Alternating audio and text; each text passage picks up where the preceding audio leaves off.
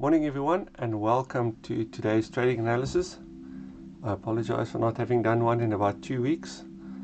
Unfortunately, things are very busy at the moment, so I'm struggling to get to everything. But I was up early this morning and I thought to quickly have a glance at the charts and then make this video. So if we had to go right into the Bitcoin chart, as you know, I always do the Bitcoin chart first because Bitcoin is like the God market, and if Bitcoin goes up, so it often drags XRP up, and if Bitcoin goes down, it drags XRP down. Just like we look at the Nasdaq or the futures markets, we also look at the dollar and all those external influences that end up having an impact on XRP. So looking at the weekly chart on Bitcoin, you can see that we are sitting with quite a big divergence on the weekly chart on the RSIs. There is a higher low formed, and we are now just below the 21 moving average. If Bitcoin can move above this 21 moving average, which is about $44,000, I think a target of up to 50 or 52. On the daily chart, you can see also a small divergence happening here. You can see higher lows with lower lows on the RSI, so this is why this is nicely bounced off this trend line. And certainly the first stop would be about $44,000, and if it can break above it and make a higher high, I think we would be in a good place. On the 4-hour chart, they're actually the same. On a very small scale, you also had divergence, so this was a very good time to buy.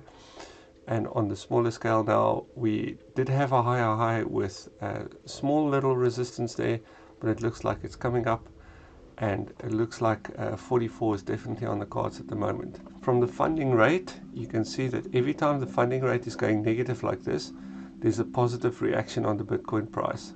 You can see there the Bitcoin, the funding rate's negative there, and then there again, and here.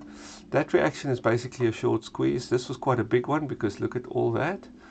And then you can see that there was a little bit of too much leverage shorts at this point, and we are starting to look like it is like that at the moment. So I think this is partly why the price is moving up. So I think once this moves back into leverage longs, we would probably change our opinion on that. XRP is exactly the same.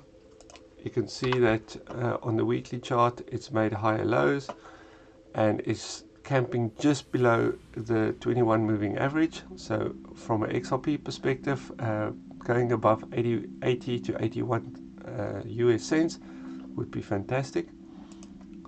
On the daily chart, you can also see this divergence playing out, big divergence on the RSI. The 4-hour chart is also the same. Once again, same as all. You can see there was a divergence earlier on for XRP, and this was quite a positive reaction. This was to some good news that came out about the SEC case. Consolidating here in this area, and I think a move up to 85-87 cents is on the cards at the moment. Look at the stock market, you can see that it has come back to retest the previous high. So remember, from a analysis perspective, you've got a wave structure like that. That is very plausible. So it's made a higher high. For the stock market to push up to past this point and make high highs is definitely a plausible situation. The dollar is strengthening. It is this is why I think that it's struggling for cryptos to move pretty hard. But at the same time, you can see that as the dollar is going up, yesterday the dollar fell quite a bit, and therefore cryptos had its move upwards.